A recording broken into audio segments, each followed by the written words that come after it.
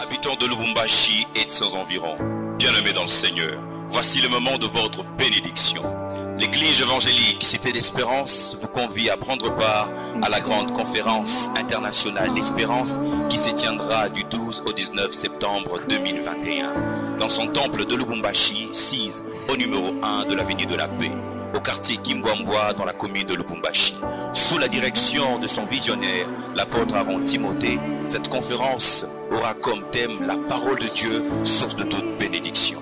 Et comme orateur, le bishop Peter Muteba de Johannesburg, le bishop Tenguyoka de Nairobi, le pasteur Noé Kayumba de Edmonton, le bishop William Kinde de Turin, le bishop Zachary Kabengele de Lubumbashi, l'apôtre Raphaël Avoki de Lubumbashi. Et cela se passera chaque jour, le soir de 15h à 19h30. La plénière et le matin du mardi au samedi de 9h à 12h30 pour les leaders et les pasteurs. C'est un programme à ne pas rater, un programme de bénédiction, de victoire et de gloire. Karibu Kwetu, welcome et que Dieu vous bénisse.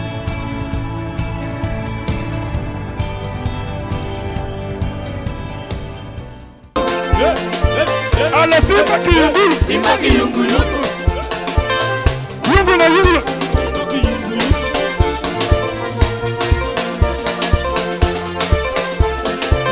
On y va. Un, deux, trois, go. Un, deux, trois, go. Yes. Un, deux, trois, go. Yes. Ouais. Yungula, Yungula. Jésus. Merci. On y va. David. Joker. Yungula, Yungula. Jésus. Waka yango. Merci. Merci. Yungula. Merci. Merci. Merci. Merci. Merci. Merci. Que Dieu nous bénisse. Est-ce que nous pouvons encore mettre nos mains ensemble pour la gloire du Seigneur, acclamer très très fort à l'honneur de ces grands rois? Est-ce que nous pouvons acclamer pour Jésus-Christ? Il mérite nos acclamations ce soir. Est-ce qu'il y a quelqu'un qui reconnaît que Jésus-Christ est le Seigneur, qui peut encore une fois acclamer très très fort pour la gloire de Jésus? Alléluia. Il est digne ce soir. Nous voulons l'adorer, nous voulons le célébrer, le lever, car il mérite notre adoration. La Bible nous dit que l'heure vient et elle est déjà venue où les vrais adorateurs adoreront le Père en esprit et en vérité. Ce soir, nous voulons adorer le Prince glorieux. Nous voulons adorer la manne cachée. Nous voulons adorer le Tout-Puissant, le Seigneur de Seigneurs, Jésus-Christ de Nazareth. Lui qui était mort pour nous et qui a accepté de prendre notre place et notre position. Pendant que nous pataugions dans la boue de péché, personne ne pouvait porter ses regards sur nous. Mais Jésus-Christ nous a sauvés. Et il est digne que nous puissions l'adorer ce soir. Nos chaises vides, tous ensemble debout, afin d'adorer ce grand Dieu. Seigneur Dieu, nous puissons. Ouvre ta bouche et adore les rois des rois. Adore le Seigneur de Seigneurs. Alléluia. Jésus-Christ de Nazareth. Il est le narcisse de Saron. Il est la manne cachée. Il est le pain de vie. Alléluia. Les rochers des âges. Il mérite notre adoration. Jésus. Alléluia. Yozali ekimelo nanga, Yozali elonga nanga, Alléluia. Yozali bikamwa nanga, Yes. Yosuka ya bombo nanga, Jésus. Yozali mayele nanga, Yozali elonga nanga, Yozali bikamwa nanga, Yosuka ya bombo nanga. Alléluia. Ngana kimako wapie, Oh, Jésus. ngana komina suka, na seya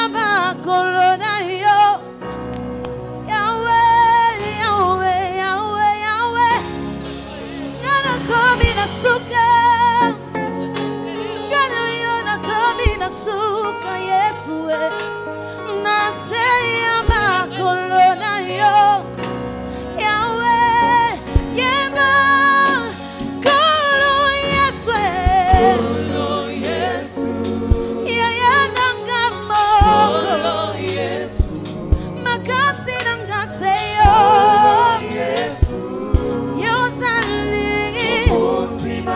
Ozali mokozi nanguye Ekimelo nangaseyo Makasi nangaseyo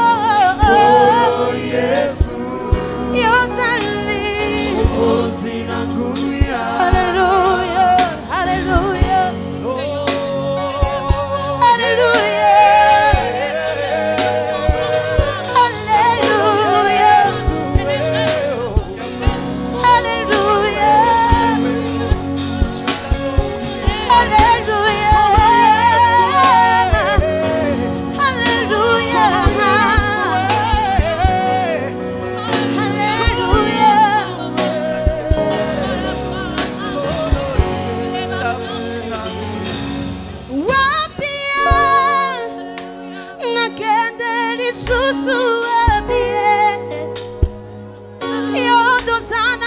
Suka ya bomoy nangaye atamalate kimigaye atana sana ma problem nakokende lisusu abie yo ndo sana lilo basuka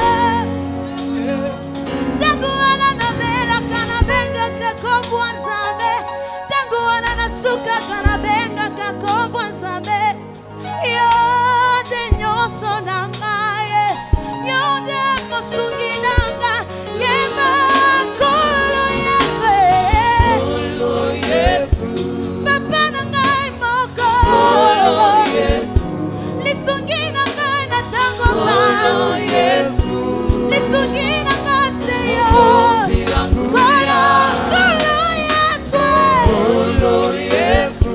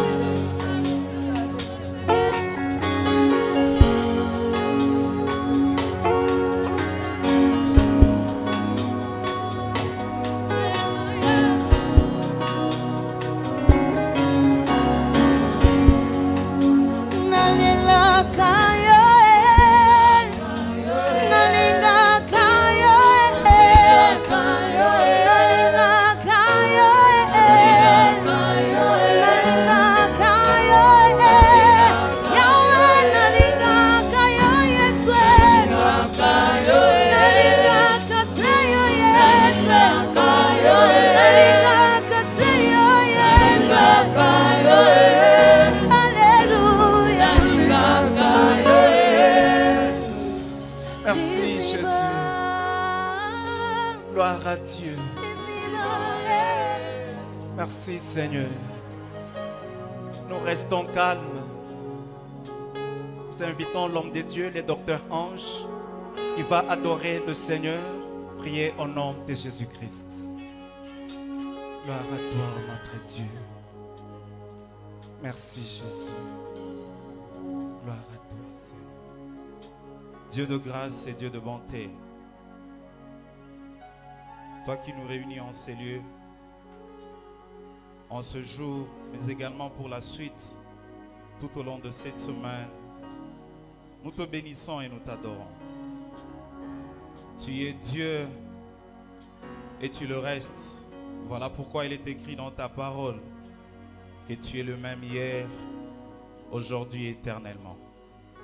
Toi, le Dieu de sa parole, nous sommes venus au-devant de toi. La Bible dit, Jacob appela ses enfants et leur dit, nous croyons Seigneur que tu nous as rassemblés en ces lieux parce qu'il y a une parole éternelle au Dieu qui ne nous laissera pas inchangés. Une parole qui va transformer de vie, une parole éternelle qui va faire écrouler les plans de ténèbres, une parole qui va nous introduire dans une saison de bénédiction. Nous te bénissons parce que tu es le même et tu n'as point changé. Éternel, nous te rendons multiples actions de grâce parce que nous croyons que ce moment sera un moment merveilleux pour quelqu'un. Nous croyons que ce moment sera inoubliable pour la vie de quelqu'un en ces lieux. Alors reçois Seigneur nos actions de grâce. Reçois Seigneur éternel, oh Dieu, nos faibles mots, afin de dire combien tu es grand et merveilleux pour nous.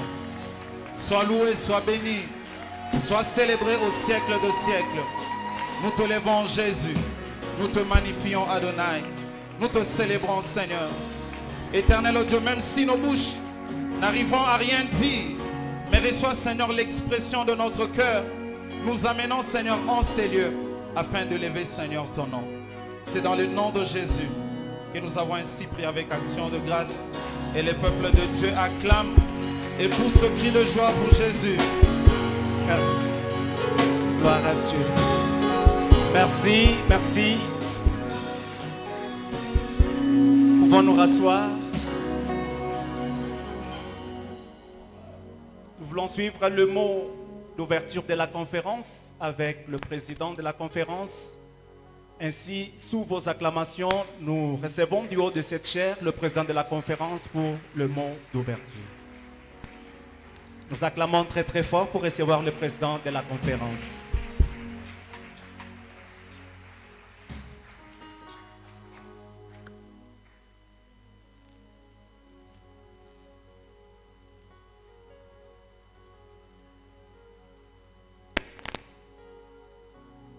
Mesdames, Mesdemoiselles et Messieurs, très chers ministres et sœurs et servants de Dieu, frères et sœurs en Christ, distingués invités, shalom. Que la grâce et la paix du Seigneur vous soient accordées en abondance au nom de notre Seigneur et Sauveur Jésus-Christ.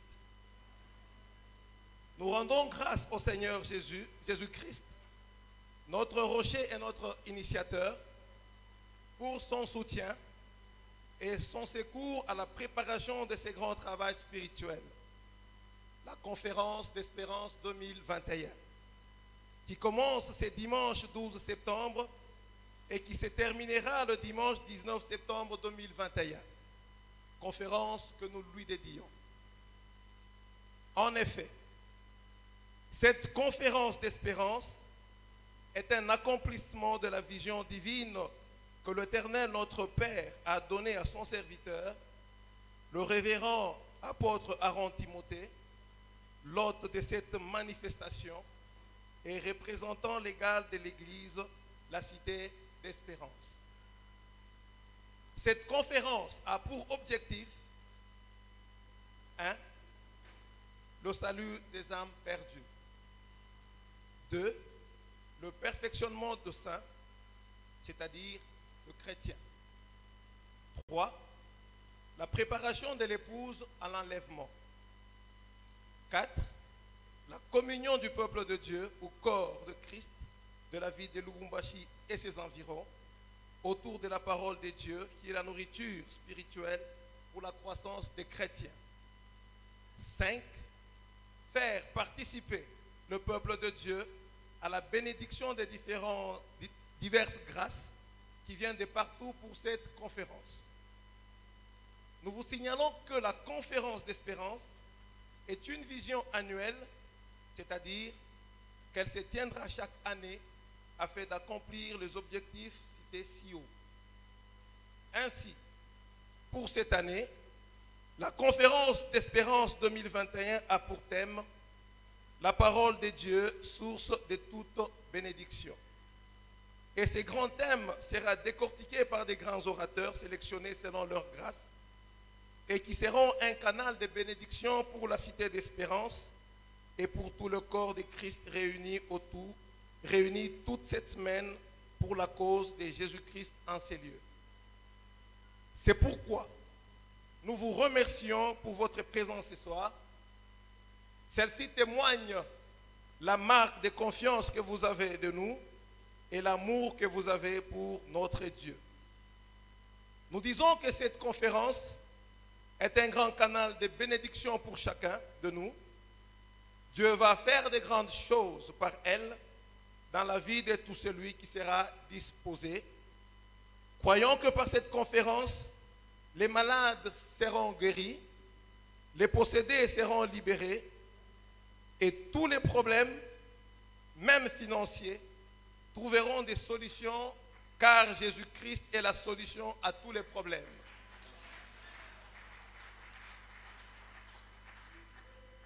Nous vous prions de ne pas rater même un seul jour, car qui sait, si le jour où vous vous absenterez serait celui que Dieu a déjà préparé pour votre visitation. Enfin, nous vous informons que nous serons ici tous les jours, selon les programmes ci-dessous. Du mardi jusqu'à samedi, de 9h à 12h pour les leaders. Du lundi au vendredi, de 15h à 19h30 pour tout le monde. Et le dimanche de clôture, de 15h à 19h30. Et je remets le micro à notre apôtre qui est l'hôte de cette conférence. Hawezi natunga mkongamano kama hiyo na kuacha taifa paka va faire du bien à beaucoup de gens. Je crois que Dieu va visiter beaucoup de personnes. Au nom de Jésus-Christ. 5 minutes rapidement. On peut commencer. Au nom de Jésus. Alléluia. Oh, oh, oh. Oh, ma vie pour toujours. Et que Jésus, le Fils de ton amour, demeure la seule raison de nos louanges. Ensemble avec les anges, dans le merveille de racheter, chantons à l'unisson, Alléluia. Est-ce qu'on peut le faire ensemble?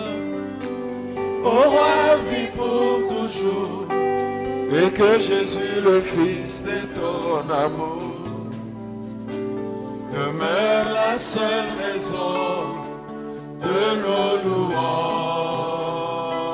Ensemble avec les anges, ensemble avec les anges, dans le merveille de racheter, chantons à l'unisson, Alléluia. Oh, sainteté à ton nom, Saint, Saint, Saint est l'Éternel. Dieu des armées, Dieu des armées, tu es saint, tu es saint. L'honneur et la gloire, l'honneur et la gloire t'appartient à jamais, tu es saint. saint. Oh, sainteté à ton nom. Saint, Alléluia. Saint et l'éternel. Dieu des armées. Tu es saint. Tu es saint. L'honneur et la gloire. L'honneur et la gloire t'appartiennent à jamais. À jamais. Tu es saint. Yahweh biso tokotombola. Kitina yo yangolu. Na mitema totatoli. Yozali nzambe. Maboko na likolo.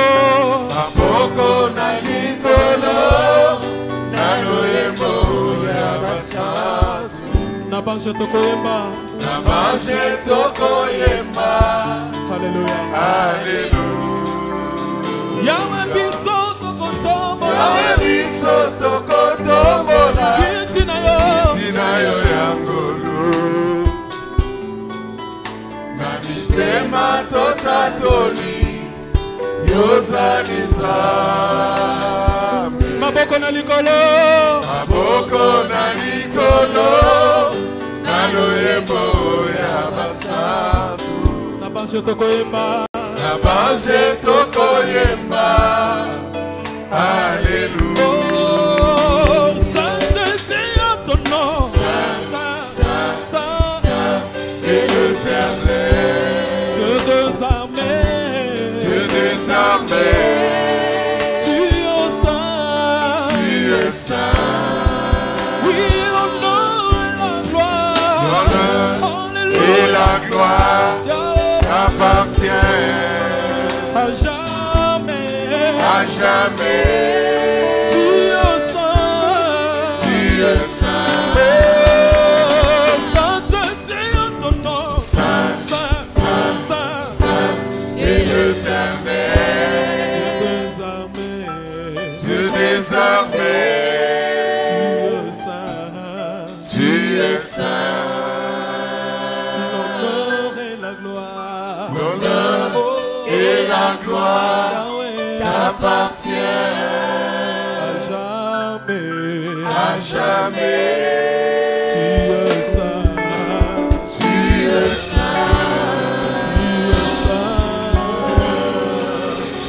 Merci Jésus. Merci. Est-ce que tu peux...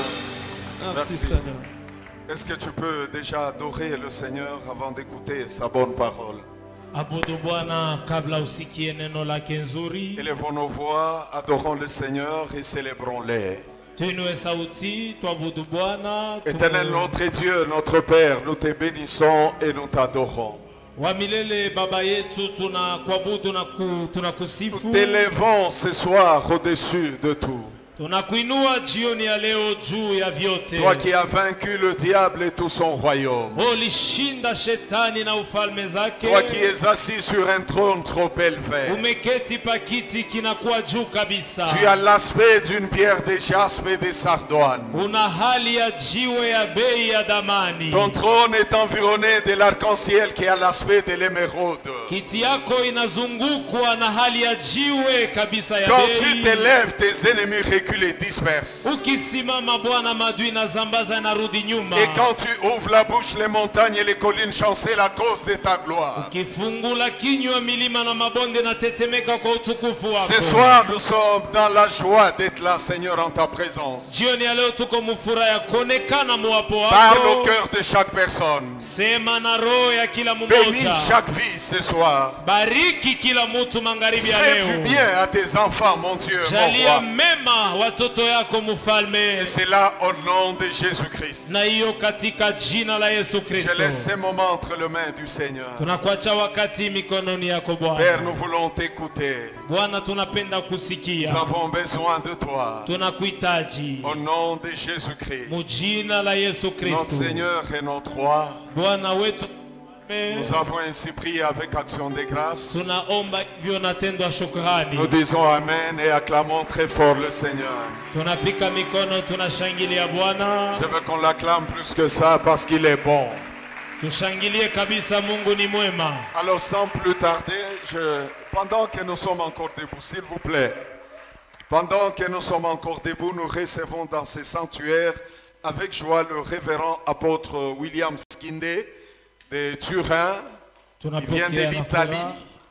Pendant qu'il avance pour nous donner le premier message de cette conférence, nous acclamons le roi de rois, le Seigneur de seigneurs. Tunashangilia Bwana wa Bwana, mfalme wa wafalme. Alléluia. Amen. Que Dieu vous bénisse. Mungu amibariki. Gloire à Dieu, gloire à Dieu. Utukufu kwa Mungu, utukufu kwa Mungu. Que Dieu soit loué. Mungu asifiwe. Est-ce qu'il y a quelqu'un qui est dans la joie dans cette salle? Kuna mtu eko mfuraha ndani ya hekalu hapa. Quelqu'un qui s'attend à quelque chose par rapport à cette conférence? Mtu anajichunga kwa kitu kufatana na mkongamano. Est-ce que tu peux encore exprimer ta joie? Onesha furaha yako tena.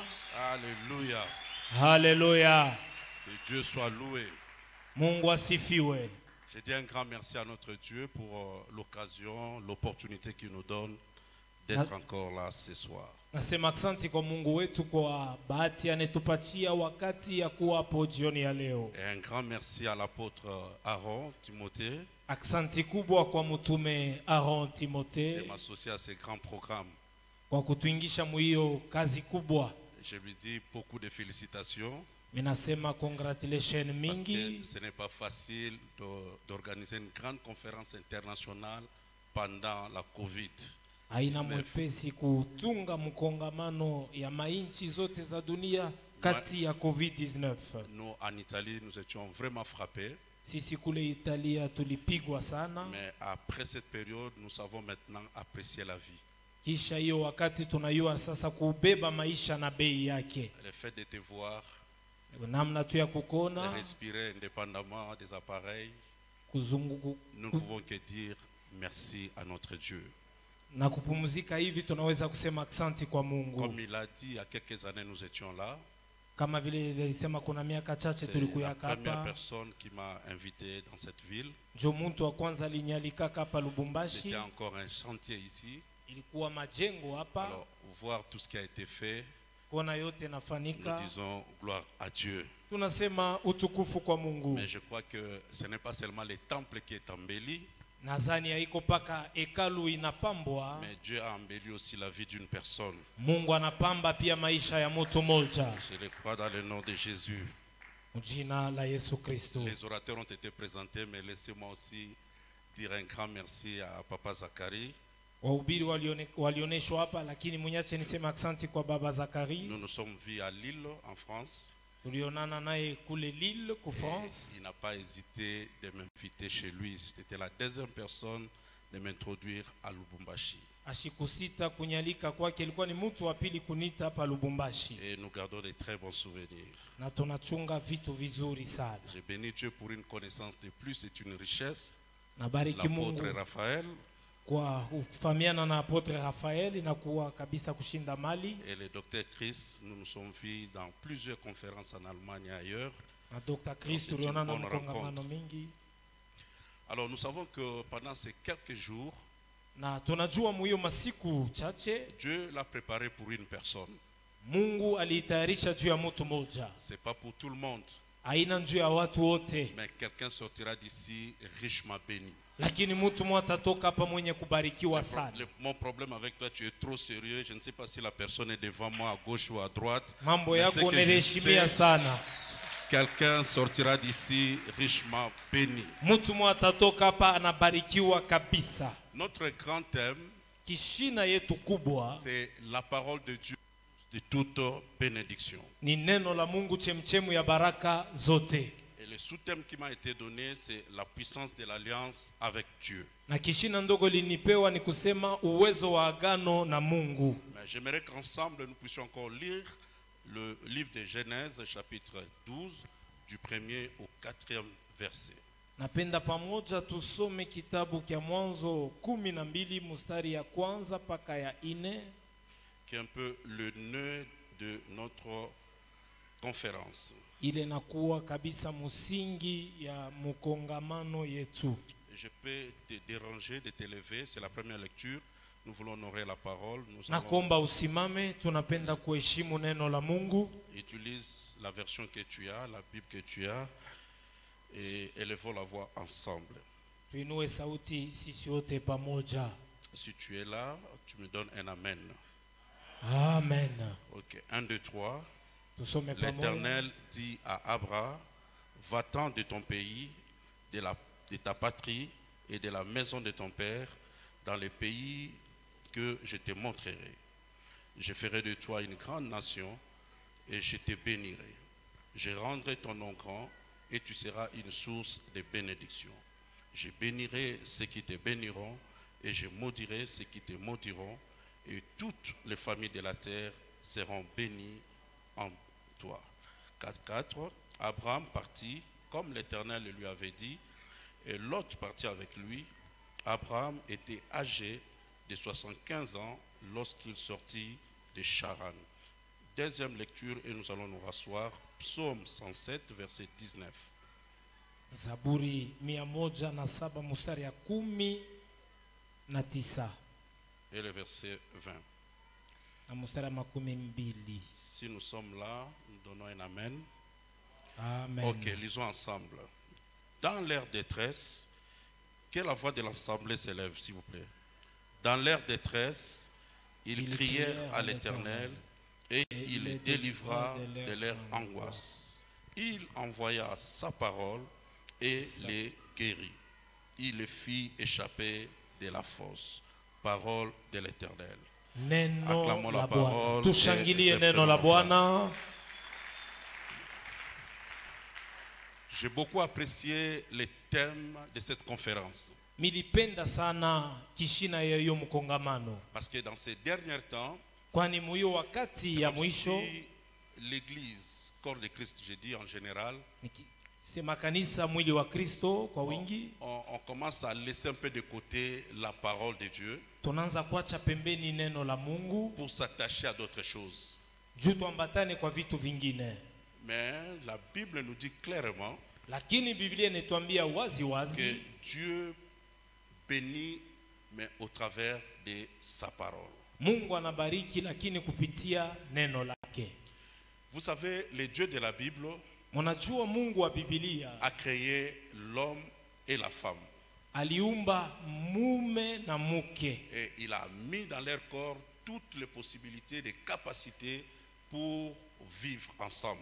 Na aliweka ndani yao vyote vinafai kwani waishi pamoja. Mais Dieu ne les avait pas lancés comme ça dans la vie. Lakini Mungu asikuwatupa mara moja hivi mu maisha. Avant toute chose, kabla vyote Dieu a commencé par les bénir. Mungu akaanza kuwabariki mbele. A prononcer des paroles de bénédiction. Kutoa misemo ya baraka. La bénédiction est très importante. Baraka ni ya bei sana. Et il y a encore d'autres personnes qui disent mais pourquoi vous parlez trop de bénédiction? Kuna watu wengine wanasema kajua nini Mungu anasemea mambo ya baraka mingi. Si cela est présenté d'une manière erronée, nous n'allons pas comprendre la vraie valeur de la bénédiction. Kama wanaionyesha munamna aiofai hatutaona bei kweli ya baraka. Une parole de bénédiction, c'est l'ensemble neno ya baraka ni wingi des choses que Dieu te donne.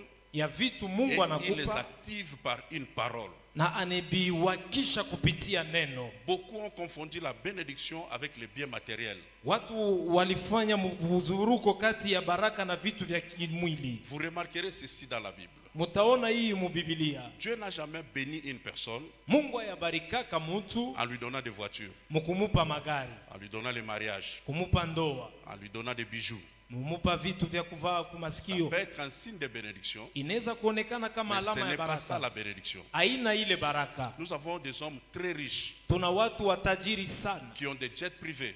Beko na madege yao pekee. Mais qui ne sont pas bénis. Lakini habayabarikiwa.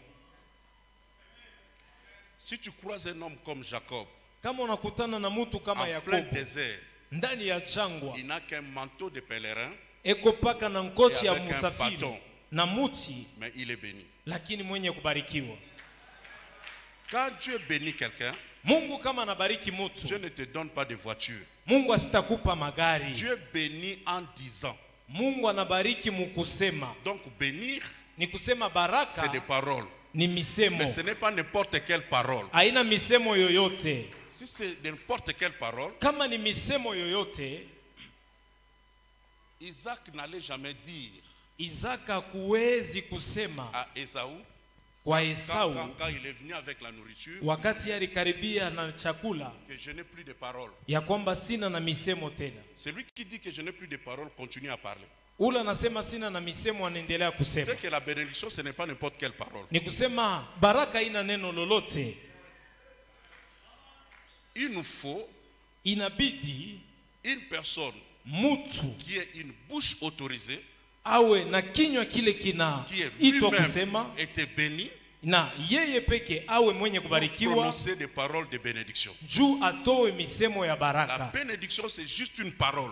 Baraka inakuwa misemo. D'ailleurs, pour bien le comprendre, juu muelewe mzuri. Nous qui sommes en Italie, c'est sisi tuko Italiana, inakuwa mwepesi. Parce que en latin, tout comme en italien, bénédiction dit tout simplement benedire. Ni kusema mukilatin au mukiitalien, baraka ni kusema benedire. Donc, parler en bien. Kusema muvizuri.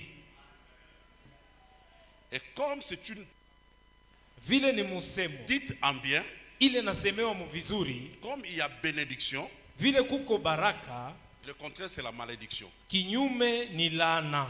Parler en mal. Kusema bibaya. Mais Dieu a donné d'emblée rapidement Mungu kwa un mara moja principe pour la malédiction. alileta kanuni inaangalia laana. Il dit la malédiction sans cause n'a pas d'effet. Anasema laana bila tendo haina na uwezo. Cela veut dire ni kusema si on me maudit kama et banenilani, que je n'ai pas commis une faute, mishi kufanya kosa, cette parole est nulle et sans effet. ile neno haina na uwezo. Or la malédiction va ensemble avec la bénédiction. Na laana iko nenda pamoja na baraka. Alors pour être aussi béni, na njuu pia ubarikiwe, la bénédiction aussi sans cause n'a pas d'effet. Baraka nayo pia bila tendo haina na uwezo. Ça peut choquer un théologien ou bien quelqu'un ici. Inaweza muntu anaanza kujiuliza ndani napenda kusema nini. Très bien dans la Bible.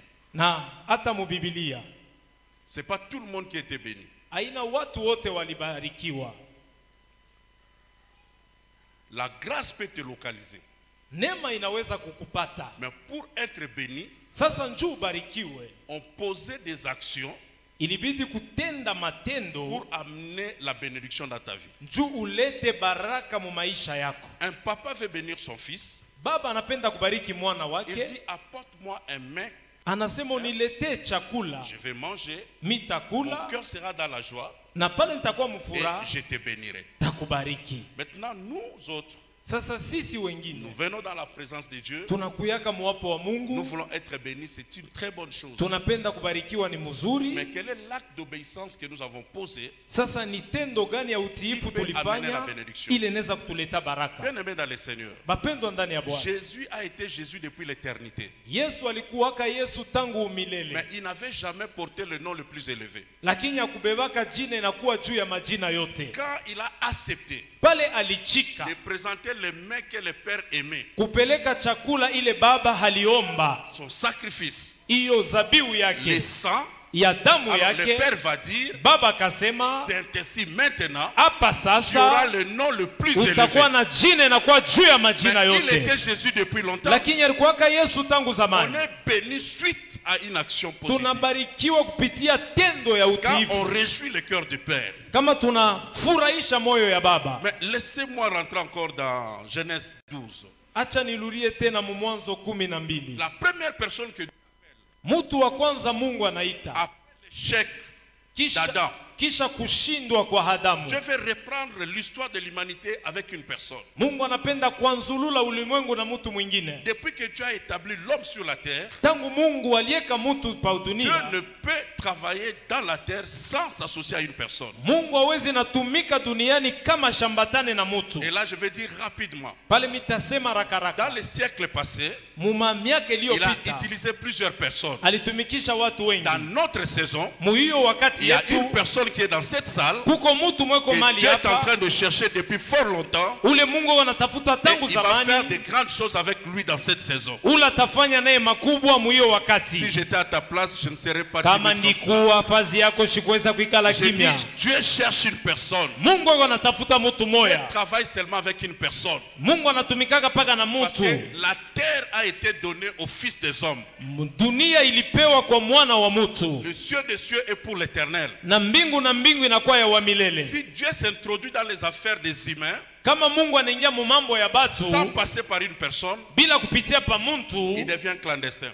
anakuwa mutu, anakuwa kama mwizi. Ce n'est pas son territoire. Haina fazi yake. S'il veut travailler sur la terre, Kama anapenda kutumika il doit duniani, demander la permission à un homme. alombe mbele ruhusa kwa mutu. Parce qu'il a placé l'homme sur la terre Juu aliweka mutu pa dunia pour gérer.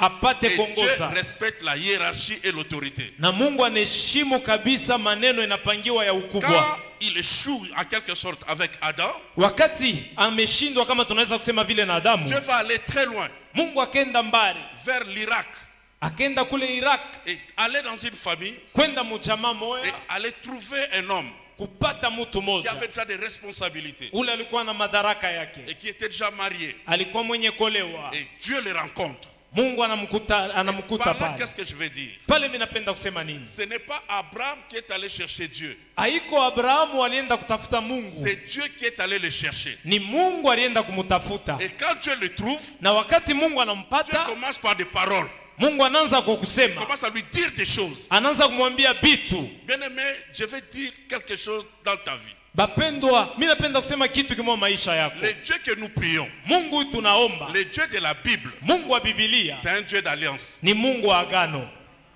Il ne travaille jamais avec une personne Atumikake kamwe na mutu sans établir une alliance bila kuweka agano. qui va très loin au-delà des accords, Akaenda au-delà d'un contrat. asiendake yulu ya agano fulani. Et quand Dieu te trouve, Na Mungu kama Dieu anakupata, établit une alliance avec toi Mungu directement. anafanya agano na wewe mara moja. Mais nous devons savoir aussi une chose. Na tunapasha kujua Il y a deux types d'alliances. kuko haina mbili ya agano. Nous avons une alliance inconditionnelle. Kuko agano aina na kanuni. C'est l'alliance que Dieu a établie avec Abraham. Ni agano Mungu aliweka na Abrahamu, C'est l'alliance que Dieu a établie avec David. ni hiyo agano Mungu aliweka na Daudi. Quand Dieu te trouve, Mungu kama dans cette anakupata alliance-là, ile agano, vous trouverez cette formule. mutakuta hiyo mstari. Dans l'alliance inconditionnelle, Mu hiyo agano ya sho kanuni, Dieu qui s'engage, Mungu tu je anajingisha, ferai ceci pour toi, je ferai takufanyia ceci hivi, pour toi. takufanyia hivi. Mais une deuxième alliance, Sasa agano c'est ya pili l'alliance conditionnelle. ni agano ya kanuni. Dans l'alliance conditionnelle, Mu agano ya kanuni, Dieu te dira, Mungu si atakwambia tu obéis, kama si tu unatii, fais ceci, kama je unafanya ferai hivi, ceci. tafanya hivi.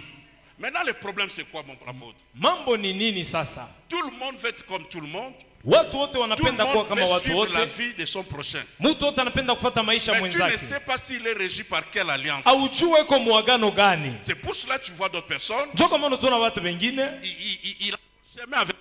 eko na njia yake na Mungu. Et une autre personne Mtu mwingine a aussi son chemin avec Dieu. eko na njia yake na Mungu. Laissez-moi l'expliquer autrement. Acha niifasilie namna Tu vas nyingine. voir un homme comme Saül Utakuta mtu mwingine kama Saulo commettre une faute, na anafanya kosa, directement Dieu l'éclate. pale pale Mungu anamweka pembeni. Mais vous verrez David, Munaona Daudi il a commis aussi certaines fautes. alifanya naye makosa, Mais Dieu l'a laissé Mungu et Dieu a akamwacha continué avec lui. na Mungu anaendelea Est-ce que c'est naye. du favoritisme?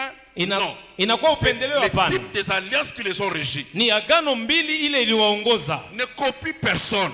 na usifanye Tu mvuruko ne kwa mtu sais mwingine. pas s'il est régi dans quelle alliance. Usifatirishe mwingine uyue kwa muagano kani. Que chacun de nous établisse son alliance avec Dieu. Kila mtu wetu afanye agano yake na Mungu. Avec David, Dieu dit ceci. Na Daudi Mungu anasema hivi, J'ai cherché mon serviteur nditafuta mtumishi et wangu je l'ai trouvé. na ndimupata. Mais il y a d'autres personnes, Kuna watu ce wengine sont eux qui ont cherché Dieu. bonjo balitafuta Mungu. C'est deux choses.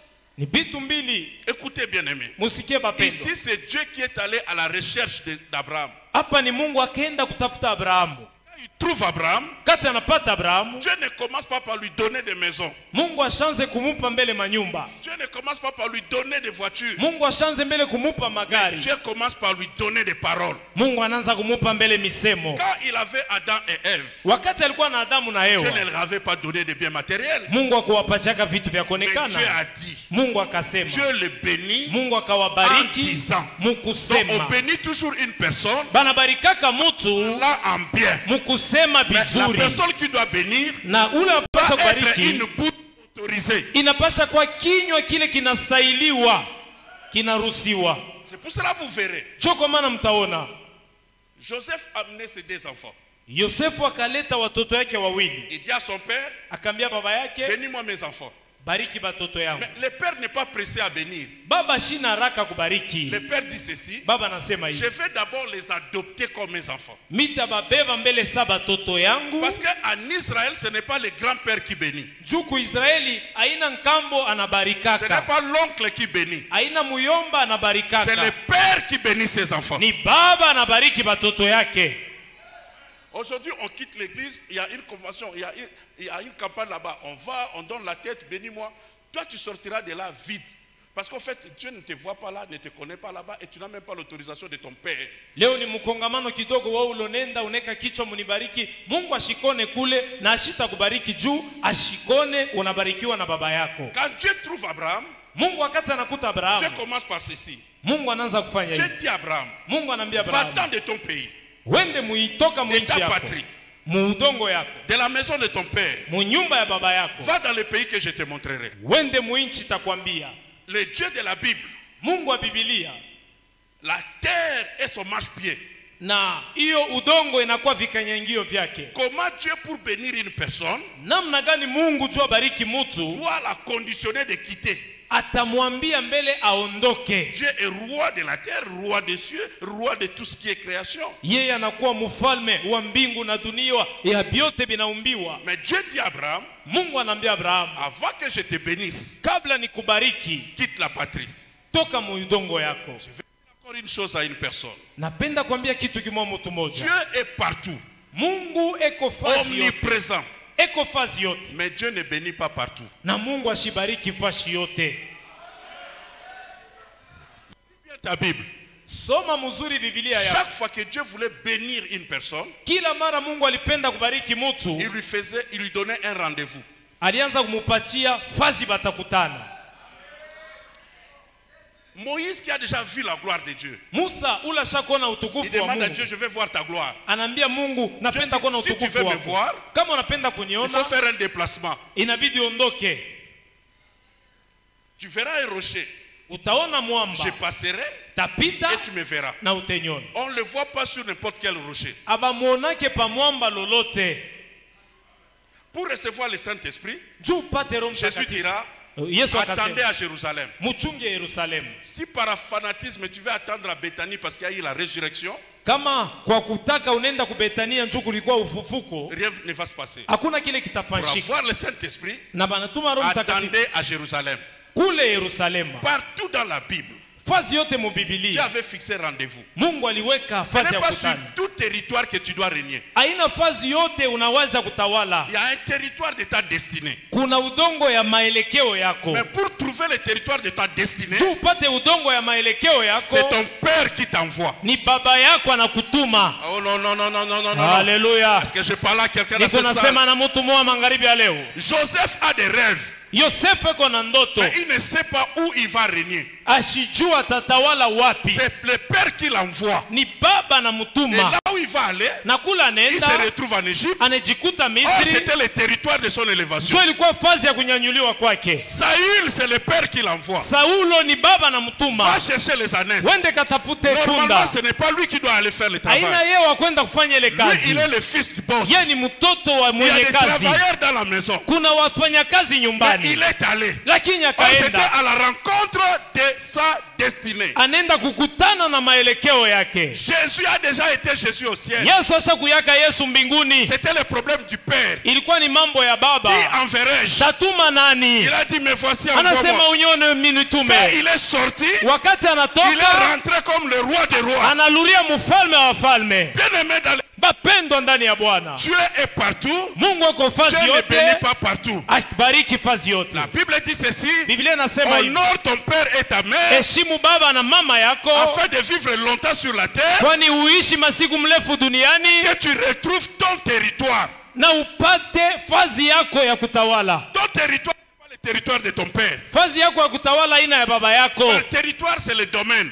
Fazi yako ya kutawala ni yako wewe peke, ni sehemu yako. Ce n'est pas yako. parce que ton père a régné dans tel domaine. Haiko juu baba yako alitawala musemo fulani. Toi aussi tu seras t'en sortir dans ce domaine. Na wewe utaendelea ndani ya sehemu ile. Tu as ton domaine. Uko na yako pia ya upekee. C'est lié par l'honneur que tu dois à ton père. Inaungana na heshima unapaswa kupatia baba yako. Non, on en parlera le matin. Tutaendelea na kusema asubuhi maneno. Laisse-moi te dire. Acha nikwambie. Va-t'en. Utoka. Quitte. Ondoka. Et va dans le pays que je te montrerai. Wende muichi takwambia. C'est ça aussi le problème. Jo mambo ile. Je ne suis pas contre le ministère prophétique, je respecte les prophètes. Mishi katalake huduma ya unabii na heshimu wa nabii. Mais je vais dire une chose. Napenda kusema kitu kimoja. Un prophète ne voit pas tout. Nabii aonake biote. Non. Hapana. Il y a une fenêtre que Dieu ouvre. Kuko dirisha ile Mungu anafungulaka. D'ailleurs, ce qu'il te dit, c'est confirmé dans ton cœur parce qu'il y a déjà des voies tracées dans ton cœur. Na ile konasema inakikishiwa moyoni njoo Mungu ashakupasula njia ndani ya roho yako. Il y a le seul domaine où Dieu nous dit que nous pouvons examiner et choisir ce qui est bien. Njoo sehemu ile Mungu anasema tuchunguze na tuchakule ya mzuri na kuacha ya mbaya. Cela veut dire quoi? Ni kusema nini? Un prophète peut prophétiser. Nabii anaweza kutabiri. Mais il va me donner seulement une orientation. Lakini atenipa tu niongozaji fulani. Il ne va pas me montrer toute ma vie. Lakini asitanionyesha maisha mzima. Sinon, je n'aurai plus besoin de la foi.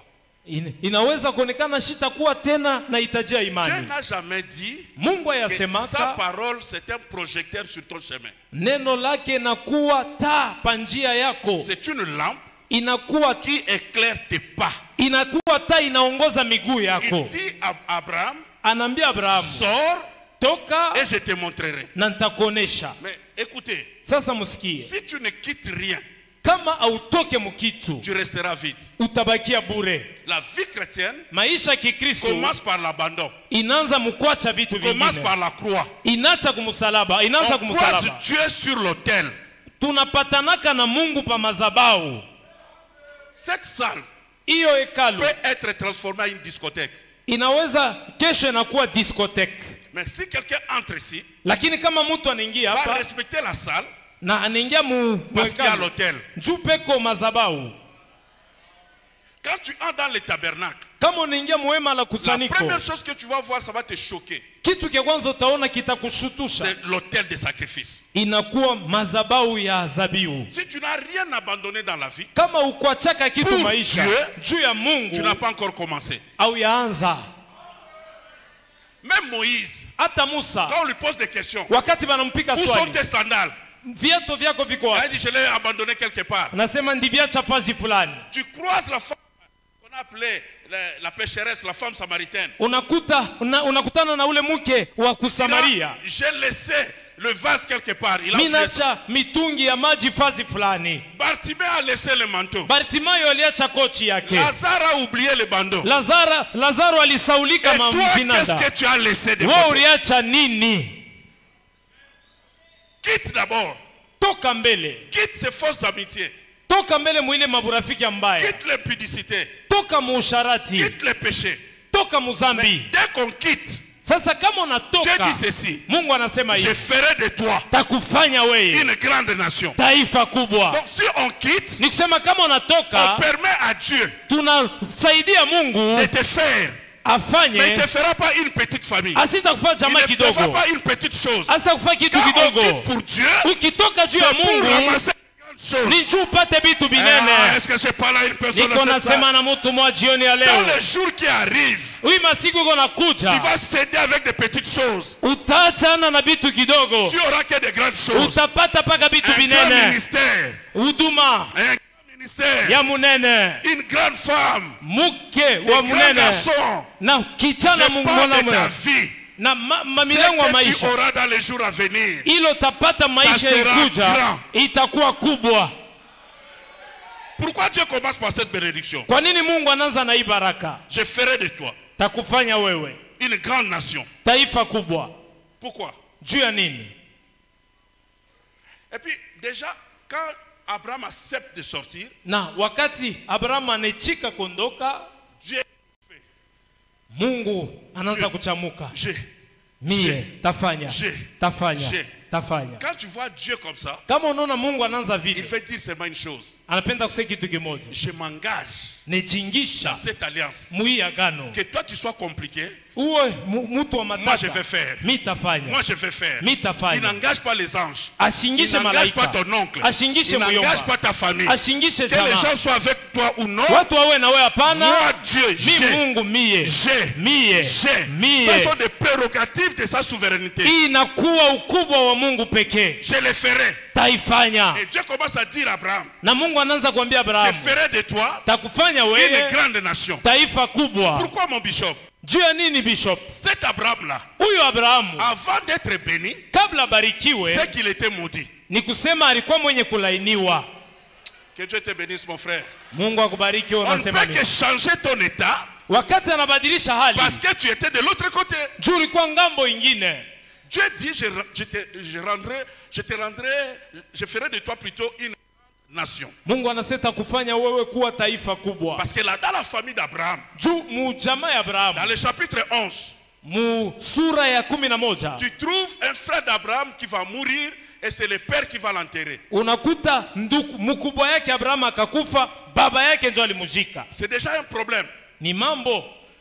Selon Dieu, kufatana na Mungu, c'est les enfants qui enterrent leurs parents. Ni batoto banajikaka baba yabo. Mais chez Abraham, na kwa Abraham, on enterre les enfants. Banajika batoto. Il y a un problème de croissance ici. Kuko mambo ya kizazi kuendelea. Lui-même Abraham est stérile. Yepeke Abraham asizali. Ils étaient qu'à 3, ils sont restés à 2.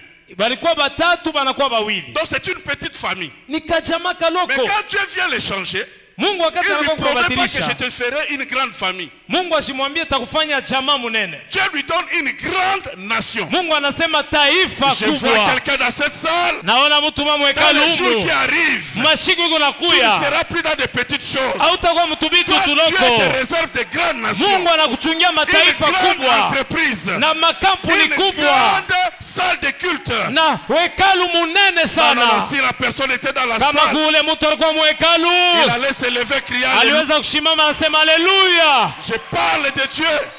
Haleluya. Écoutez, mushikie, quand tu quittes des petites choses, wakati unaishi vitu Dieu kidogo, ne te donne pas le moindre. Mungu asikupe Dieu ne te donne ndogo. pas les moyens. Mungu aletaka katikati. Mungu anakupa vitu binene. Pas une petite famille. Hapana kajama kaloko. Mais une grande famille. Chama munene. Donc, par cette parole-là, Dieu déplace déjà les problèmes dans la famille d'Abraham. Mungu anajibia mambo ya jamaa ya Abrahamu. Et pendant ces jours ici, na muyo masiku hiyo, Dieu va lancer une parole. Mungu atatuma qui neno. va déplacer un problème dans ta vie et dans ta famille. Itatosha mambo mu maisha yako. Amen. Oh. Je vois quelqu'un dans des grandes maisons. Naona mtu mu manyumba minene. Des grandes choses, des grands projets, matengenezo des grandes voitures, magari minene. Tout de toi sera grand. Yote byako bitakuwa binene. Il va encore ajouter. Akaongeza tena. Et je te bénirai. Kisha takubariki. Or, la première fois que Dieu a béni l'homme, mara ya kwanza Mungu alibariki mtu, il a prononcé des paroles. Alitoa misemo. Et dans ces paroles, ndani ya hiyo misemo, il y avait d'abord, mulikuwa mbele, soyez féconds. Muwe na uzao. Mais quand il regarde Abraham, wakati anangara Abraham, pas de fécondité. Hakuna uzazi. Quand Dieu dit je te bénirai, Mungu wakati anasema kubariki, ça j'aime. Ile mimi napenda. Parce qu'en fait, quand on te dit, quand l'homme de Dieu te dit je te bénis, na kama mtumishi wa Mungu anasema kubariki, il n'a pas fixé un domaine.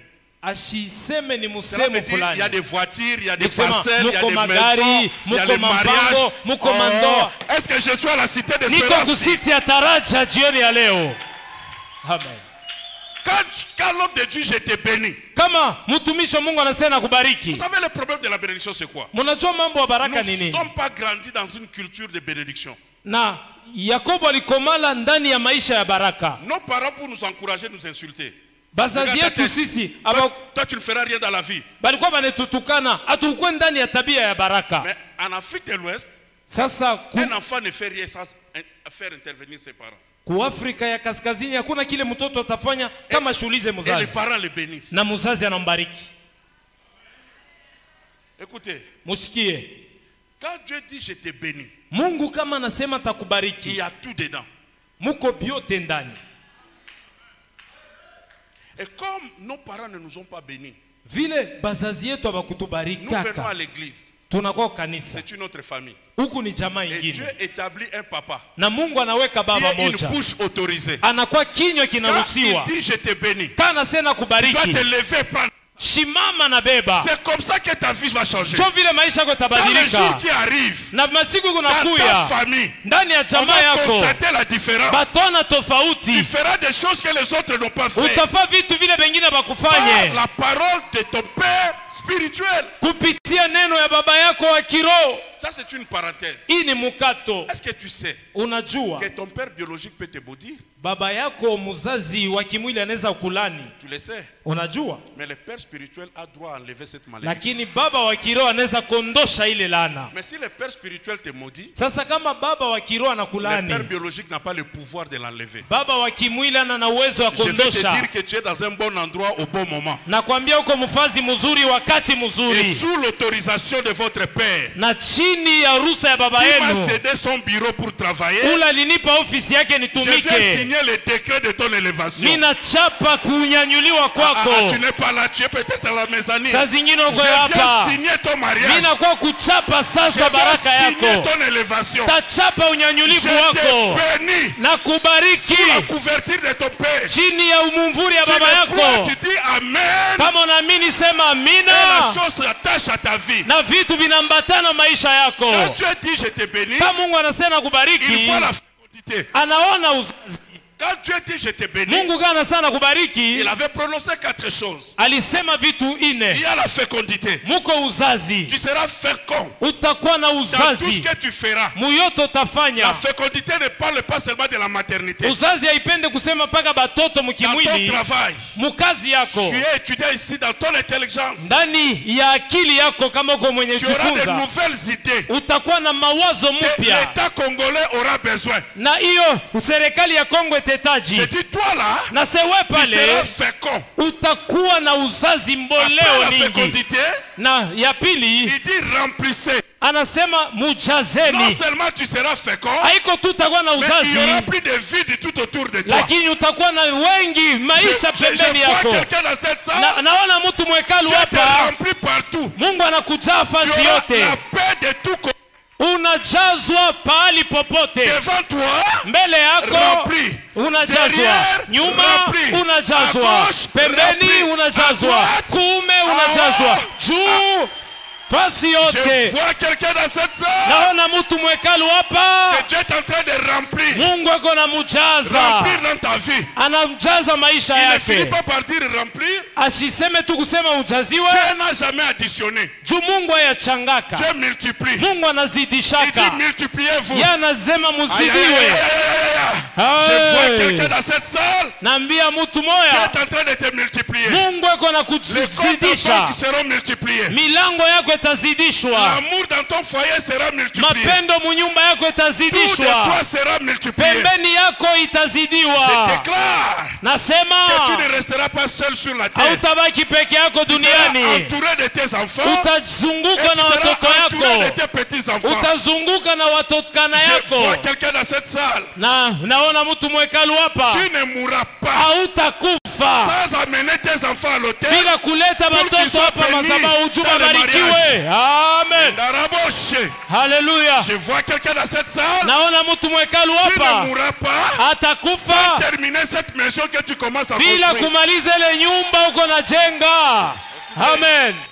Après multiplier, Mungu asiseme tukuzidiwa. Assujettissez. Kisha anasema mutawale. Assujettissez. Mutawale. Toute la puissance de l'ennemi. Mawezo yote ya adui. C'est pour cela que je viens dire à quelqu'un. Jokomana naambia mtu mmoja. Ce qui a dominé ton père. Ile litawala baba yako, mama Toi, yako. tu es né dans cette famille là. Wewe kumwa ile jamaa. Utaikanyanga. Non, je ne te vois pas. Mishikusikie. Si ton père est mort locataire. Kama babako alikufa wanalipia. Wewe utakufa na mampango. Amen.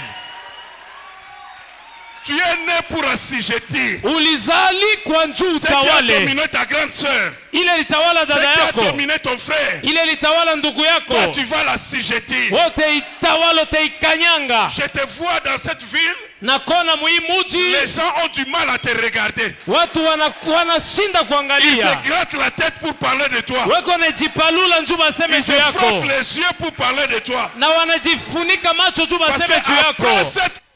Juu kisha hii mkongamano. Je te vois très loin. Nakona mbali sana. Tu vas assujettir. Utatawala. Et à la fin quand il dit je te bénirai. Kisha kumwisho anasema atakubariki. Il a dit dominer. Anasema mutawale. Je vois quelqu'un dominer ici. Naona mtu mmoja anatawala hapa. Ce qui te troublait sera troublé. Ile likuangaishe tangaika. Tu vas dominer. Utatawala. C'est toutes choses qui avaient dominé dans votre vie. Vyote vilitawala kama yenu. La pauvreté a dominé. Umaskini ilipiga l'argent jamaa. était difficile. Makuta ilikuwa Mais dans nguvu. cette conférence, muhimu kongamano, les rôles vont changer. Mambo itabadilika. Toi tu vas dominer. Wewe utatawala. Tu ne m'as pas bien compris. Haunielewi vizuri. Écoutez. Munisikie. Un jour, siku moja, il y a eu un paralytique. Il y a eu un paralytique. Kukawa mtu aliyepoza quelque part. Alikuwa fazi fulani. Jésus arrive. Yesu anafika. Il lui dit pas directement sois guéri. Ashimwambia mara moja tunziwa. Il lui dit ceci. Anasema hivi. Lève-toi. Simama. Prends ton lit. Beba kitanda et yako. Marche. Tembea. Pourquoi ne pas laisser le lit? Jua nini asitacha kitanda? Le lit l'avait dominé toute la vie. Kitanda ilimtawala il ne pouvait rien faire sans la natte. Maintenant tu ne peux pas partir sans la laisser. Et en plus tu ne vas pas seulement les traîner, mais tu dois l'apporter. Je te vois dans cette ville de Lubumbashi. Les gens vont te voir avec la chose qui t'avait dominé. C'est toi qui vas commencer à le dominer. Aïe aïe aïe. Yes. Il y a une personne. Tu vas porter la chose qui t'avait porté. Tu vas supporter la personne qui t'a payé les études. Prends ta natte et marche. Amen. Oh. Laisse-moi te dire rapidement ces bénédictions. Après il ajoute.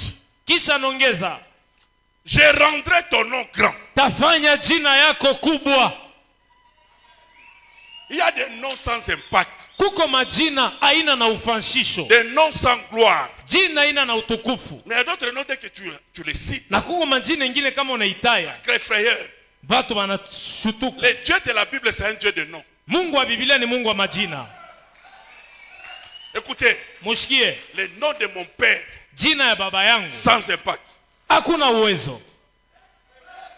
Nous on a étudié avec des gens si tulifunda na batu qui se présentaient au nom de leur père. Baranza kujonesha kupitia manjina baba yao. Ça faisait trembler tout l'établissement, même le préfet. Ilianza na kuongopesha hata msimamizi wa masomo.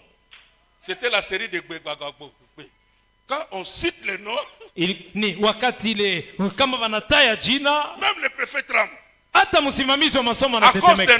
Juu ya jina. Vous savez que tout l'Ancien Testament ou toute l'Ancienne Alliance, mnajua agano yote ya kale, a eu un problème de délivrance. Mulikuwa mambo ya ufungulivu. Quand Saül est dérangé, wakati Saulo anangaika, David ne peut que jouer de la harpe pour calmer, adoucir. Mais on ne pouvait pas chasser parce qu'il n'y avait pas un nom pour chasser les démons. Daudi aliweza kupika kinanda juu atulize hiyo maumivu ya Saulo. Akukwe jina ya kufukuza. Il y a des noms tu cites, ça n'a pas d'effet. Kuko majina ingine unataya ina na uwezo. Sinon le père n'allait pas dire au fils je te donne le nom le plus élevé. Juu baba kuweza kuambia mwana nakupa jina na kuwa juu ya yote. En Europe là où nous sommes, na kule Europa tuko, il y a des gens qui mangent à cause des noms. Kuko bantu beko nakula juu ya jina. Est-ce que vous savez que la Mercedes c'est le nom de la femme du premier monsieur? Mnajua Mercedes inakuwa ni jina ya bibi wa kwanza ya ule mwenye kampuni. Le nom des griffes, c'est le nom de personnes. Jina hiyo ya mavazi ni ya bantu. D'autres sont morts. bengine basha kufaka Le Moschino, Versace. Versace, Mais ils vendent leur nom. lakini beko nauzisha Leurs majina enfants, yao. petits-enfants mangent à cause d'un nom. Bankana yabo beko nakuria juu ya ile J'ai majina. dit dans les jours qui arrivent, Nasema mashiku Dieu va unakuya, élever ton Mungu nom. atainua jina yako. Je vois tes enfants, Naona batoto quand ils vont yako arriver quelque part, pale batafika ils fasi, citent seulement le nom. banataya jina, Quelqu'un va les servir. mtu anabapatia, Quelqu'un va les bénir. mtu À anababariki cause d'un nom. juu ya Je dis jina. un nom. Nasema jina. Dieu ne laissera pas ton nom Mungu par terre. ataacha jina yako chini. Dieu va élever ton nom. Mungu atainua jina Je yako. le déclare dans le nom de Jésus. Naisema mjina Tu la auras un Yesu. nom d'impact. Utakuwa na jina ya utukufu. Un nom d'impact. Jina ya utukufu. Si ce n'est pas le cas, Kama ina vile, Abraham n'est pas la première personne que Dieu a créée. Abraham ana mtu wa kwanza Mungu aliumba. Dieu normalement devait se présenter. Mungu aliweza Je kuonekana, suis le Dieu d'Adam. niko Mungu wa Adamu. Mais quand Dieu se présente, Wakati Mungu il dit je suis anaonekana, le Dieu d'Abraham. anasema niko Mungu wa Abrahamu. Il associe le nom faible Anachanga jina ya à sa udhaifu grandeur. kwa ukubwa wake. Amen. Rapidement. Haraka haraka. Quand je suis allé marier ma femme, Wakati mimi nataka kuoa bibi yangu, son père avait un os. C'était un grand. Baba yake alikuwa mtu Nous munene. sommes de deux pays différents. Tuko Quand watu mbili j'arrive, son père bakwachana. se lève. Pale mimi nafika baba yake J'avais anashimama. 25 ans, en chemise, chétif, informe et vide. Son père dit, Ilikuwa mfupi bila j'ai mfano. décidé de ne pas donner mes enfants, mes filles aux Aïrois à l'époque. Milikatala batoto yangu banamuke baba owe kwa bazairua Et il ile s'est wakati. levé. Il s'est levé. En Akashimama. plein salon, il a commencé à marcher. Mule musalon yake Il dit, j'ai wanatembea. décidé de ne pas donner mes enfants, Anasema mes filles batoto wangu aux Aïrois. milisema abate Il bao kwa parlait bazairua. et à un certain moment, il s'est arrêté. Wakati fulani anashimama. Il dit, mais. Anasema Dès sasa. qu'il a dit, mais moi je dis récaboché. Pale alisema tu sasa Parce que mimi si nasema quelqu'un hallelujah. parle, Na wakati laisse-lui parler. acha Dès seme. qu'il dit mais, Kama il anasema vient d'effacer tout ce qu'il avait dit. Anashima yote alisema. Homme de Dieu, il me dit, Mtumishi wa Mungu puisque ananiambia, tu es un homme de Dieu, vile uko mtumishi wa je te Mungu, donnerai ma fille. takupa Mon Dieu, nous autres ici, nous ne sommes pas mariés à cause du nom de notre papa. Non à cause du nom d'un oncle, mais à cause du nom de Jésus. Le nom de Jésus. J'ai dit le nom de Jésus. À cause du nom de Jésus, tu vas voyager, tu seras établi, tu vas manger. Aïe, aïe, aïe, aïe, aïe. Amen. Je rendrai ton nom grand. Tafanya jina yako kubwa. Quel est le nom d'une personne ici? Na kuko jina ya mtu mmoja hapa. Quitte l'anonymat. Itoke Et mukosa entre dans la gloire. Ingie mutukufu. Je parle de ton nom. Nasema Il jina y yako. a d'autres noms ici, maman. Kuko majina ingine hapa Les mama. années 80, on ne le connaissait pas. Muma 80 tukuiwaka. Même 80. Ata mu 80 atukuiwa. Alors, toi, tu crois que ton nom restera comme ça? Wewe nadhani jina yako tabakia vile? Avec Jésus, Na Yesu. ton nom est collé à Jésus. Jina yako inaumbatana na Yesu. Amen. Il y a une prostituée. Na njoo kwa maana utaona Partout on kahaba. prêchera cet évangile. Fasi yote batahubiri On injili. citera son nom. Batataja jina yake. Une prostituée. Muke mukahaba. Toi, tu es moins que prostituée. Wewe unapita mukahaba. Lavé par son sang. Unaoshwa na Tu es damu ya dans sa Yesu. maison. Uko mnyumba yake. Tu es son enfant. Wako mtoto Tu yake. portes son nom. Unabeba jina Tu yake. vas régner dans la vie. Utatawala Tu maisha. vas monter dans la vie. Utapanda. Pas pour toi, même pour tes enfants. Haina juu Et yako na pour tes watoto yako, petits-enfants. na bankana Tu yako. le crois, tu donnes un amen puissant. Amen. Écoutez, Mushikie. après il dira à cet homme, Kisha akambia ule mtu, tu seras une source de bénédiction. My God. utakuwa chemchemu ya baraka. Le petit Abraham qui échoue, Huyu un idolâtre. huyu Abrahamu anashindwa, mwenye kuabudu sanamu, Mais Dieu dit de lui, lakini Mungu anamwambia ye, c'est pas que tu vas bénir les gens, hapana tu utabariki watu, mais toi là, weye tu deviens une source. unakuwa chemchemu ya baraka. Tu deviens une source. Unakuwa chemchemu. La source du fleuve Congo Chemchemu commence à Lualaba, n'est-ce pas? ya muto ya Kongo inaanza hapa Lualaba. Combien de provinces en bénéficient? Majimbo ngapi inafaidikia Et quand ça maji arrive ile? du côté de Brazzaville, un autre pays en bénéficie. Na kama Même du inafika côté ngambo ya de Brazzaville, Centrafrique. ngambo ya pili nchi ile inapata Ça n'arrive kufaidikia. pas là-bas, ça arrive à Brazzaville. Inafika Pour dire à Brazzaville. quelqu'un, Njoo kuambia mtu mmoja. avec Dieu, Na Mungu on commence petit. tunaanza kidogo, on finit grand. tunaisha kubwa. Ah, tu ne m'attends pas bien. Nisikie vizuri. Tu deviendras source. Utakuwa Maintenant ça paraît petit. Mais la source est toujours petite. Mais il faut aller voir plus tard. J'ai dit après toi, tes enfants seront grands. J'ai dit après toi, le nom de ta famille ira quelque part. Je disais à quelqu'un après toi, si mon père vivait encore, il allait voir des choses aujourd'hui qu'il n'a jamais pensé. Amen. Je crois cela. Tu deviendras une source. Tu deviendras une source. Non seulement tu seras une source, mais Dieu établit toutes les bénédictions à une seule personne. Ça devient dangereux. Le problème, c'est la perception. Comment tu vois Abraham? Et Dieu fait quoi? Il commence à faire déplacer Abraham. C'est à toi d'être sensible. Si tu comprends que malgré qu'il est en chemise en lambeau, mais il faut regarder les gens sur leur tête. Sur la tête, il y a une parole. Papa, si tu as déjà une parole, c'est fini. Par cet homme-là, il y a maintenant une alliance que Dieu a fait avec Abraham. Maintenant, si tu veux entrer dans cette alliance d'Abraham, ne va plus chercher Dieu. Il y a déjà une ambassade. Bénis Abraham. Tu seras béni. Amen. Ton problème, tu regardes les personnes. Même à l'église, les gens ont du mal à donner. On va enrichir les pasteurs. Quand tu vois un homme, tu es perdant. Tu ne verras plus Dieu. Tu verras Abraham. Si tu bénis Abraham, toi, ton problème c'est d'entrer dans cette alliance-là. Et le danger c'est quoi encore? Si tu maudis Abraham, automatiquement tu es aussi maudit. Je suis venu dire à quelqu'un ici, il faut avertir ta famille et tes amis. Bénissez-moi. Parlez en bien pour moi. Quand vous parlez en mal, automatiquement mon Dieu devient aussi, si vous parlez en bien, mon Dieu devient votre ami, votre allié. Mais si vous parlez en mal, automatiquement, mon Dieu devient votre ennemi. Celui qui te bénit est béni. Celui qui te maudit est maudit. Mais le danger encore c'est quoi? Abraham que tu maudis a plusieurs choses. Il a des bœufs. Il a des serviteurs. Mais Dieu dit il faut les bénir pour que tu sois béni. Cela veut dire quoi? On ne donne pas à quelqu'un par pitié. Non, ça ne fonctionne pas.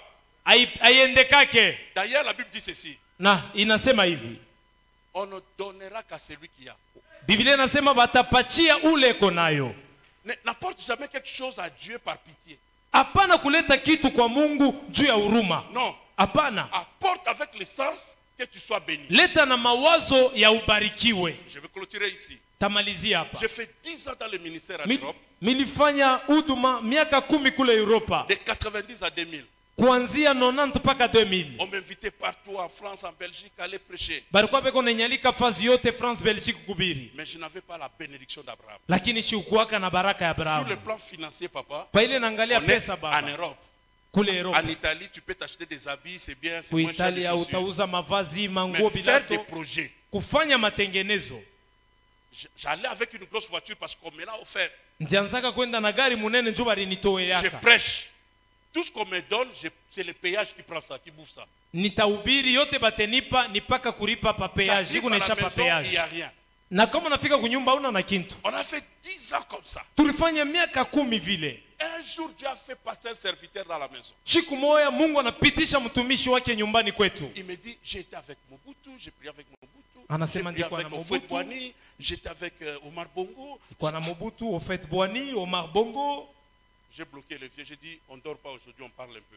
Minasema tutalala leo Comment, qu'est-ce tusumburie. que tu as fait? Ulifanya Si nous nini? prêchons la même parole, Tukunubiri neno moya. facilement tu as pénétré ce milieu. Wewe unaingia ile mafashi ya kule. Il dit, mon fils, mais moi quand je te vois, Anasema mwana wangu pale mimi je nakuona vois que wewe. maintenant Dieu pourvoit. Mimi naona Mungu yuko Mais na il jibu. arrivera un temps, Dieu va se pourvoir dans ta vie. Kutafika sasa Mungu atajibia mu maisha Avant yako. qu'il sorte de ma maison, Na kabla toke mu nyumba yangu. ma femme a brisé tout ce qu'elle avait comme économie, les bijoux, l'argent, tout ça. Bibi yangu On a semé akabeba dans la vitu vie de cet vyake, pesa akapatia mtumishi. Quelque temps après, Kisha wakati je suis dans un pays africain. niko muinchi ya J'ai prêché Afrika. comme ça. Nianza kubiri hivi. Et après, Kisha vers 22h, j'étais dans ma chambre. wakati ndikuwa Le mchumba ya pasteur kote, qui m'a invité m'appelle. pastori yule alinialika nenita. Il dit, le chef veut te voir. Anasema mkubwa anapenda kukuona. Quel chef? Shefu kani? Chef d'entreprise?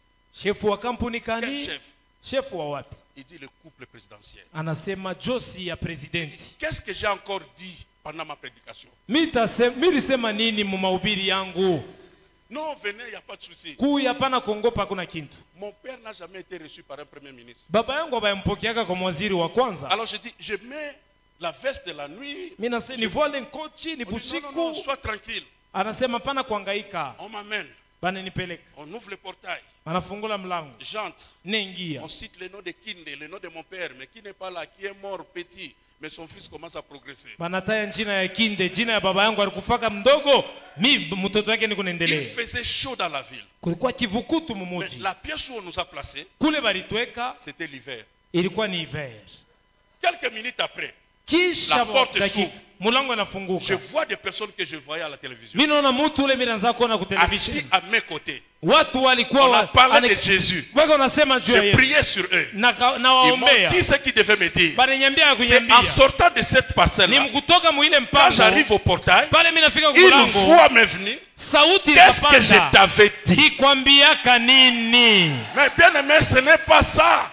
Wapendwa iko Ça ne ile. s'est pas arrêté là-bas. Haikushimamia Quand pale. Dieu ouvre la bénédiction, Mungu kana fungula je vais dans baraka. un autre pays. Na mimi nenda mainchi La nyingine. femme du président me reçoit. Mke wa president Sa fille me ananipokea. reçoit. Nous Binti sommes à wake deux. ananipokea. Tuko Et bawili. elle me dit, qu'est-ce que tu veux que je te donne? Ananyambia unapenda nikupe nini? Moi qui avais beaucoup de soucis d'argent, Mimi nilikuwa na mambo ya pesa. j'ai dit à une personne, Naambia si mtu tu ne moja. trouves pas Abraham, Kama upata si tu ne Abraham. bénis pas Kama Abraham, ubariki Abraham. rien ne bougera. Hakuna kile Tu auras kitatenga. l'onction. Utakuwa Tu na vas upako. prêcher. Utobiri. Tu vas prier là. Utaomba Mais il y a lugha. des domaines, Kuko masemu bien aimés, il faut entrer inabidi kuingia en faisant une action d'obéissance. mukufanya tendo ya utiifu. Ce que je fais Ile mimi ne nafanya représente pas ce que j'ai reçu par la suite. aioneshe kile milipata baadaye. Présentement, plus de 5 palais présidentiels j'ai visité. Hapa mnaniona misha kuingia mu machumba tano ya Un presidenti. autre couple, j'ai parlé avec eux au téléphone. Joshi ingine ndizungumzaga nao kwenye Si tu simu. regardes de là où tu viens, Kama unaangalia kule unatoka, il n'y a que le Dieu d'Abraham ni paka Mungu qui Abrahamu peut faire ces choses. anaweza kufanya vile. Amen. Je viens confirmer à une personne Na kwa kuhakikisha mtu moya que Dieu existe. Mungu eko. Il y a un Dieu au ciel. Kuko Mungu mbinguni. Par la mort et la résurrection de Jésus, Kwa kifo na ufufuko wa nous Yesu sommes entrés dans la plateforme du salut. tunaingia sasa mchumba ya wokovu. Pour notre bénédiction sur la terre, Kwa baraka yetu ya pa dunia il nous montre l'exemple d'Abraham. anetuonesha mfano ya Abrahamu. Vous serez bénis. Mutabarikiwa. Tous seront bénis Sisi wote dans tutabarikiwa Abraham. ndani ya Abrahamu. Mais cet Abraham-là, Ule Abrahamu c'est un grand bâtisseur des hôtels. anakuwa mjengaji munene wa mazabau. On ne peut rencontrer Dieu que sur l'autel. Utakutana na Mungu paka pa mazabau. Nous, aujourd'hui, on parle trop. Shi leo tuko nasema sana On ne pose pas des actions. lakini hatuweke matendo. La Bible dit, Biblia il nous inasema a établis comme des rois, alitweka kama wafalme mais avant comme des prêtres. kisha Donc, des sacrificateurs. wakoani. Un sacrificateur, Mkoani c'est celui qui sacrifie. ni ule anatoaka Je sadaka. bénis Dieu pour les sacrifices que tu as fait. Nabariki Mungu juu ya sadaka unafanya. On sacrifie, Tunafanya zabiu sale des mains, bila mikono et après on s'assoit sur le trône. na kisha tunekala pakiti. Je veux dire ceci. Napenda kusema hivi. Abraham a accepté la parole. Abrahamu alichika neno, Mais le jour où il va sacrifier, lakini siku alitoa zabiu, ce n'est plus Abraham qui parle. haiko Abrahamu sasa anasema, C'est Dieu qui parle. ni Mungu anasema. Non. Naona sasa Mais depuis qu'ils ont marché, est-ce que Dieu n'a pas vu? tangu balianza kutembea Mungu akonaka. J'ai donné ma vie à Jésus très jeune. Toa maisha yangu kwa Yesu kijana sana. J'ai commencé l'église mi-pasteur à 22 ans. Nikaanza kuwa pastori 22 ans. Mais Dieu n'avait pas pitié de moi. Lakini Mungu hakunionea huruma. Sur le plan financier. Pa mambo ya pesa. J'ai jeûné de prier, j'avais l'onction. Nilikuwa niko nafunga mafungo maombi, niko na upako. Pour les finances. Juu ya kupata mapato. Il devait me faire comprendre ça. Ilibidi nieleweshe hiyo maneno. Je crois que toi tu dois prier dans l'équilibre. Na mimi wota omba katika ustare. Tu es prêtre. Uko mkoani. Tu es aussi roi. Uko mfalme. Prêtre. Mkoani. Dans la dimension spirituelle. Ndani ya hatua ya kiroho. Sur la terre. Pa dunia. Roi. Mfalme. Tu peux signer des dossiers. Unaweza kuchapa résoudre des problèmes. Kuleta majibu kumambo. C'est ainsi que ton onction sera respectée. Jo vile upako yako iteshimishwa. Je vais demander à quelques personnes de se lever. C'est pas toute l'église. Hapana kanisa mzima, watu fulani watasimama. Quelques minutes de prière. Dakika kidogo ya maombi. Et je vais remettre le micro. Talurisha kibuyu. Si nous pouvons nous lever. Kama tunaweza Je kushimama. vais prier juste quelques minutes. Munipatie tu dakika kidogo. Pour des personnes. Kwani juu ya wale watu qui se sentaient étouffés. Walijishikia wanasongwa. Par rapport à leur vie dans tous les domaines. Kufuatana na maisha yao sehemu mengi. Mais si tu ne gagnes pas sur le plan spirituel, c'est difficile de gagner sur le plan physique et matériel. Kama aushinde upate ushindi mukiro, ni kigumu upate ushindi muvitu na ndani ya umwili. Beaucoup ici ont des difficultés à répondre à leur appel. Wengi wanakuwa na tatizo kujibu kumwito yao. Des dons ya mazawadi mais étouffés. Imesongwa, des imevinywa. grâces étouffées. Manema imesongwa. Des soucis dans la famille, soucis dans les mariages. Kitiko mauzuni ndani ya jamaa, ndani ya ndoa. Soucis dans les finances. Ndani ya mapato. Mais que ce soir, magharibi ya leo, le Dieu qui a béni Abraham, Mungu aliyebariki Abrahamu, puisse parler, aseme et te changer de camp. Abadilishe dans le nom de Jésus. Mujina la Yesu. Où tu es? Inua mikono pale huko. Juste une minute. Dakika moja. Élève seulement tes mains. Inua mikono. Ne rate pas cette soirée et surtout l'introduction. Usikose hiyo jioni ya leo na hiyo kiingilio kia mkongamano. Que le Dieu de la Bible te voie là où tu es. Mungu wa Biblia akuone pale huko. Je prie pour ceux qui sont étouffés dans leur vie. Napenda wale wanaonekana kusongwa mu maisha yao. Réellement tu sens que rien ne marche. Wewe peke unaona ya kwamba kuna kitu kinaendeka. D'un côté tu sens aussi que tu as le besoin de servir Dieu. Na ngambo nyingine unaona unahitaji kutumikia Mungu. Élève seulement tes mains. Inua tu mkono wako. La grâce de Dieu va te localiser là où tu es. Neema ya Mungu itapata fazi huko. L'onction de Dieu va te toucher en public. Upako ya Mungu itakugusa. Parce que ton témoignage sera rendu en public. Juu shuhuda yako itaonekana katikati ya watu. Là où tu es, pale huko, la main de Dieu est déjà sur toi. Mkono wa Mungu iko juu yako. L'onction de Dieu tombe déjà sur ta vie. Upako wa Mungu inanguka pa maisha yako. Père de gloire, Mungu wa utukufu, touche, gusa, et tends ta main. Nyosha mkono wako. Fais sortir mon frère, ma soeur, tosha ndugu na dans cette impasse, ndani ya hiyo mangaiko, dans cette situation qu'elle traverse. ndani ya hiyo mambo iko napitisha. Le Dieu d'Abraham est notre Dieu. Mungu wa Abrahamu, Mungu wetu. Manifeste ta gloire maintenant. Onesha utukufu wako sasa. Visite ton peuple maintenant. Pata kupegua taifa yako. Touche-les maintenant. Gusa taifa yako. Et que tout ce qui t'étouffait, na yote ilikuwa imekusonga, te lâche, ikuachilie, te lâche, ikuachilie au nom de Jésus de Nazareth. Mujina la Yesu wa Nazareti. Des personnes qui ont des promesses étouffées ici. Watu wana mahadi imesongwa na vinywa. Des grâces étouffées ici. Manema imevinywa.